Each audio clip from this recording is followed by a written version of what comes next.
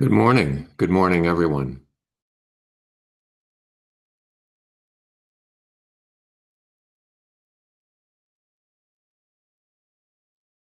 It's good to see you all here today. And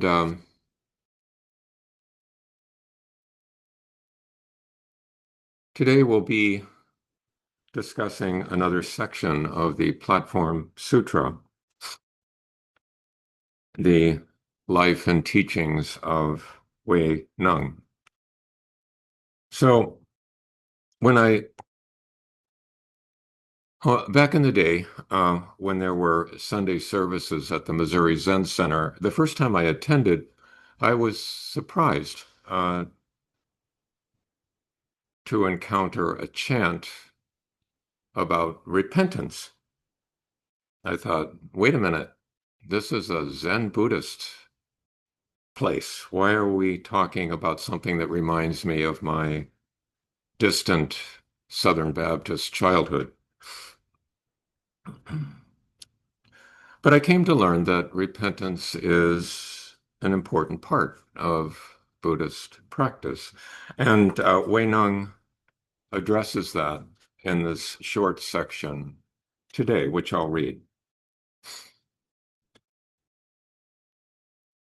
Good friends, having made the four boundless vows, let me now recite for you the formless repentance that destroys your karmic barriers of the past, the present, and the future.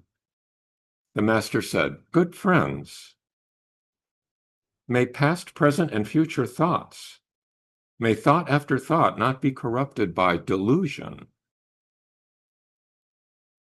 May my bad practices of the past all be gone, and may they be gone from my nature, such as my repentance.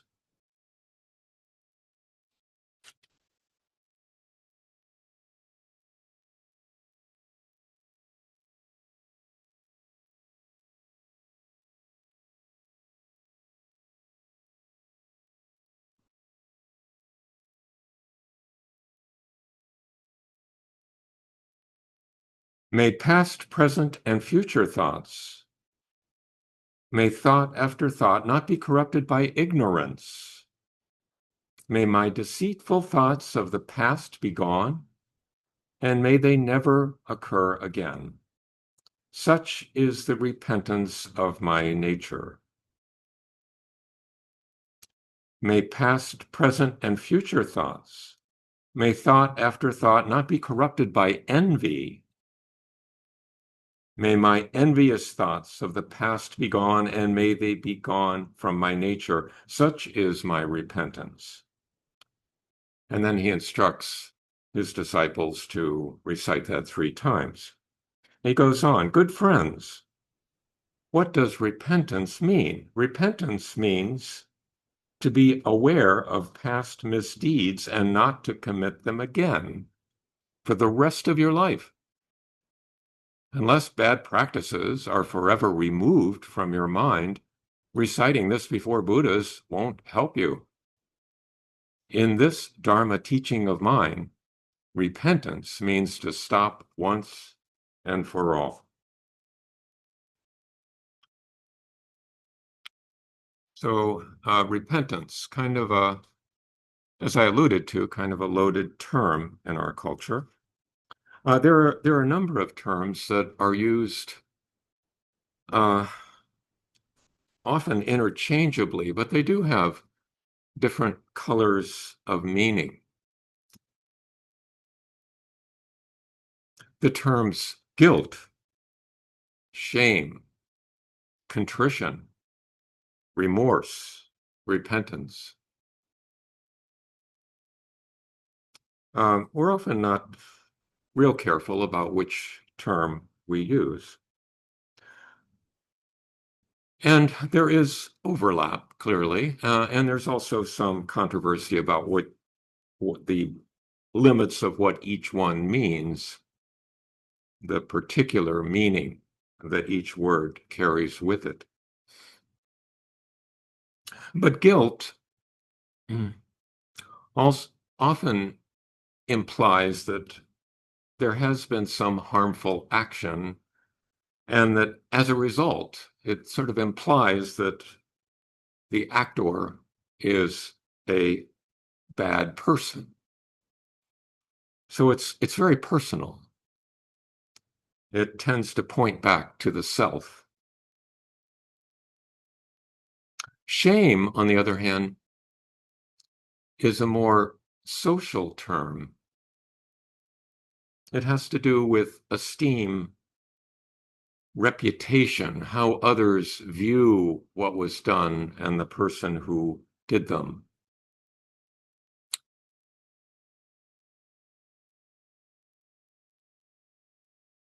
Contrition is a word that's not used very often, at least in common use. It comes from the term grind together, and really speaks to the anguish, the gnawing feelings that can occur after some harmful act. But it carries with it the desire to confess and to apologize. Remorse and repentance are used often interchangeably in translations of Buddhist literature. And they carry with them the desire to make right, the desire to make amends, the desire not to repeat the harmful action again. And I think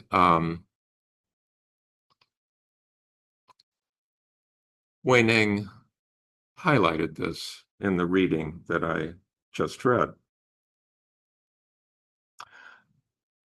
These are not mutually exclusive. They often travel together. They often accompany one another. So it's possible to feel some or all of them at the same time, and it can be overwhelming.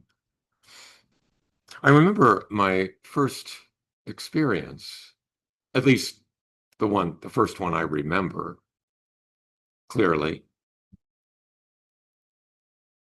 with intense remorse was when I was about 10 years old. And at that time, we lived in Alexandria, Virginia, and down the block, there was a friend, a boy who was about my same age, and we played together. And I was in his backyard, which was lovely. It was they had the only sort of modern house on the block. All the rest of them were sort of colonial inspired houses of various sorts. But this was a single story, low house. I remember sort of redwood and very beautiful. In the garden, the family who attended it took very good care of the garden.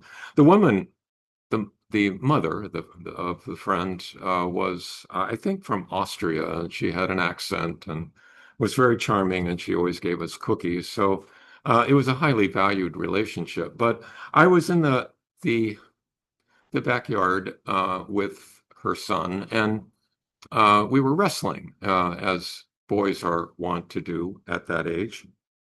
And the rules of wrestling, as you may recall, are that if the person who gives up has to say uncle, that's the sign that they've given up.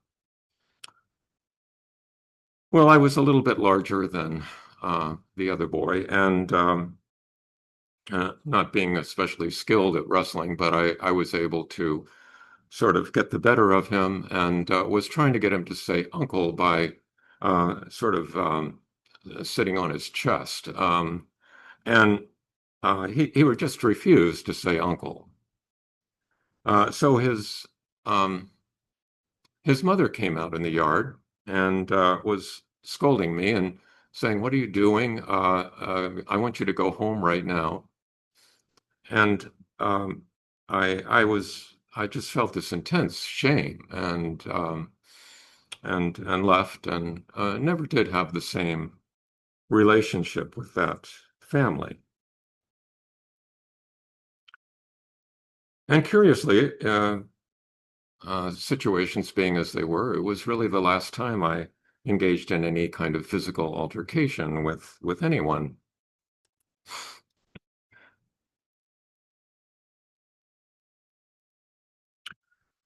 So the Buddha thought that remorse was useful, a useful thing. Now, uh, remorse can be absent or excessive. In the absence of remorse, people may behave kind of like a loose cannon or a boat without a rudder. So the absence of remorse is not desirable. Excessive remorse can be paralyzing, allowing you not to even go forward at all. So, as with many things, the Buddha recommends the middle way.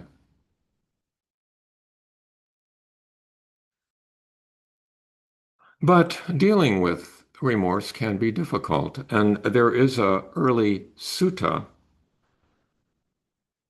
that I would like to read sections of, entitled the Conch Trumpet Sutta. And in this sutta, the Buddha is visiting a small village, and he sort of has, his some of his disciples there, and he is sitting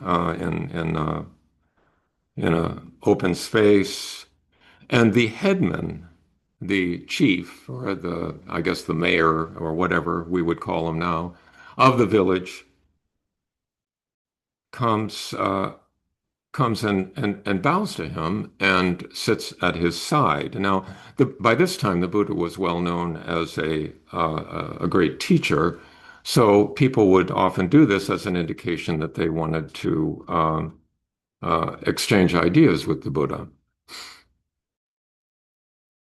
So the headman is sitting there, and the Buddha starts the conversation by asking about what the sort of the local village teacher, uh, Nagantha Nataputta, what he teaches. What is his dharma, as the Buddha put it?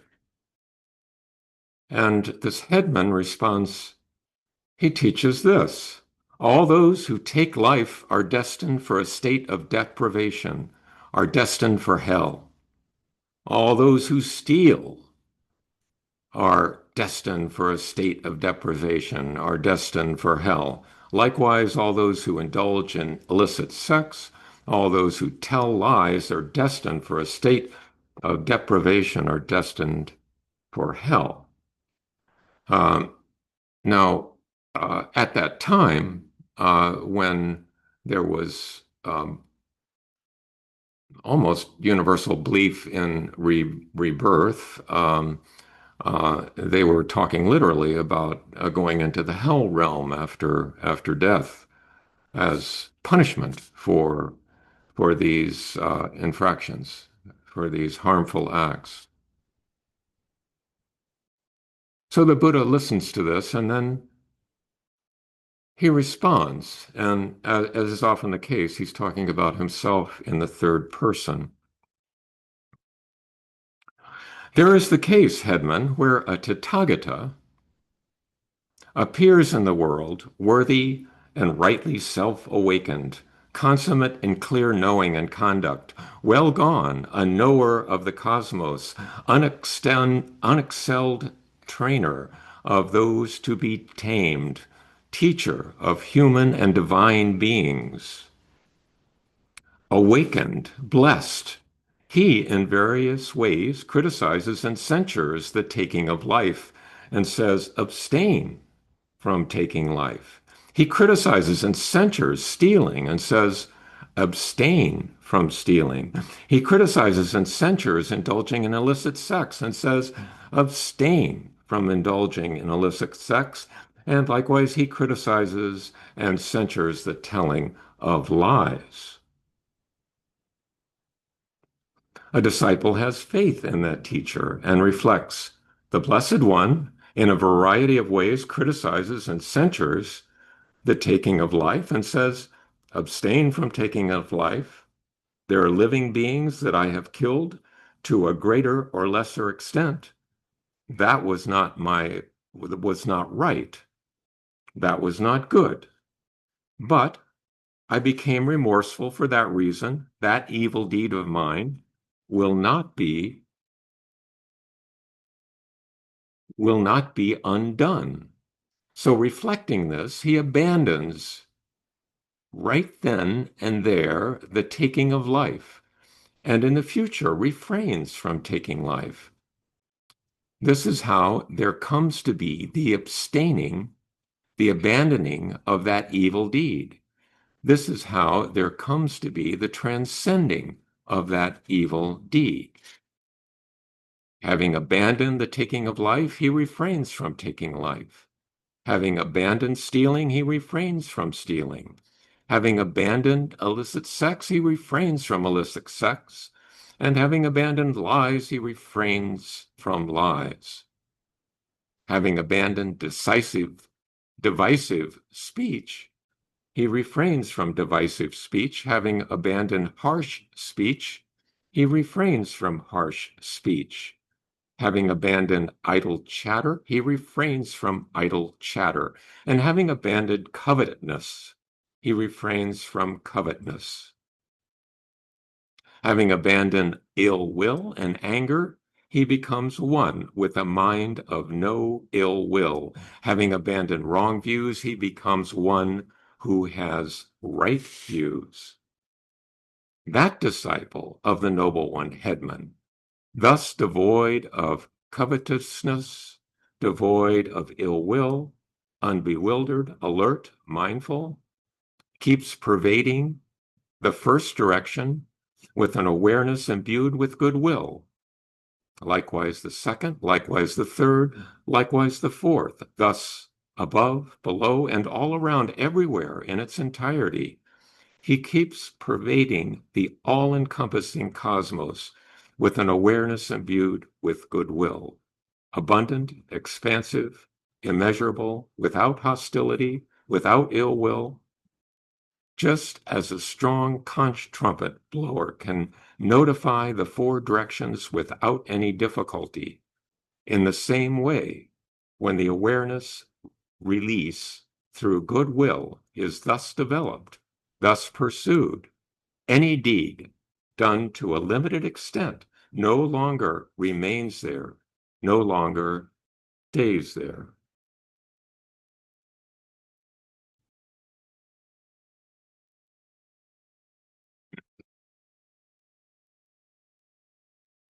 So Carol and I attended a talk some years ago, which I've referred to before, by a Chan teacher from Tallahassee, Florida, named Guo Gu, who was teaching a universal response to difficulty.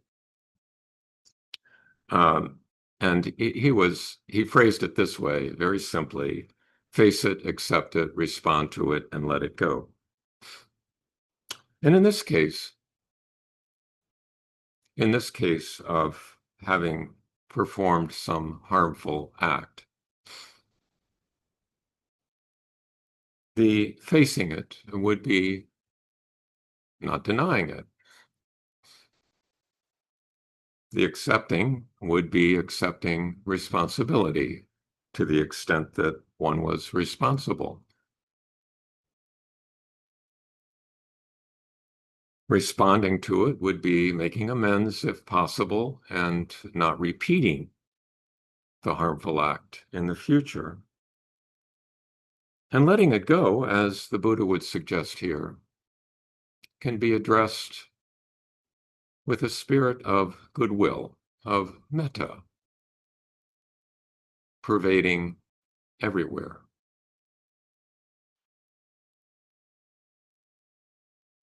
As a kind of tonic for those anguished feelings of remorse, a spirit of goodwill in all directions. Now,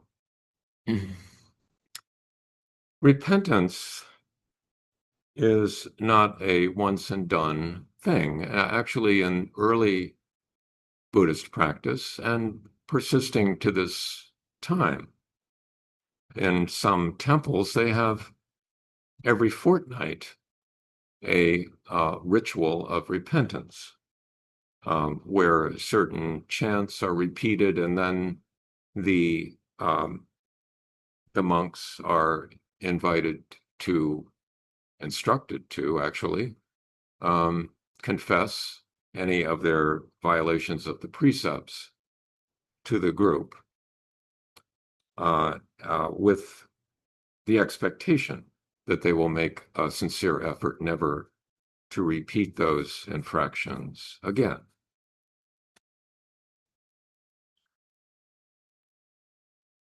To me, it's an iterative process, I think, repentance, and doesn't need to wait to fortnightly intervals. It can be a daily practice of being aware of harm that may have been done. Now, the Buddha is careful to distinguish between intentional harm and unintentional harm. There is some subtlety there because sometimes unintentional harm can be due to negligence, not paying close enough attention to avoid doing harm. But in any case, taking responsibility for those things that indeed seem to be one's responsibility is part of the process. There may be harmful acts that are totally unintentional, and those, I think, should be distinguished.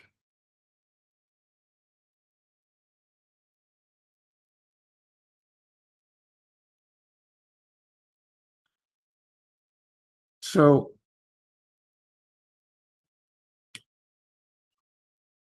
again, I think the absence of remorse would be a difficult state to be in as a human, because you would really have no control over harmful behaviors.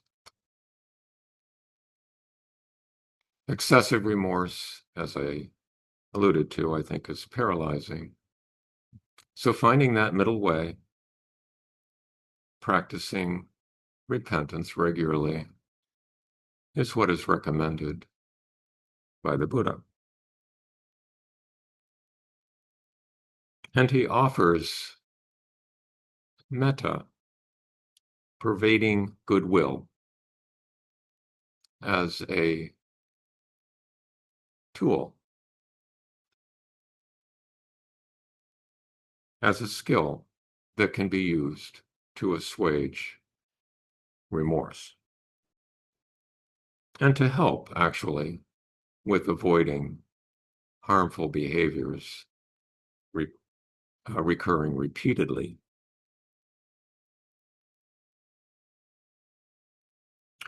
So, repentance, what does the term mean to you?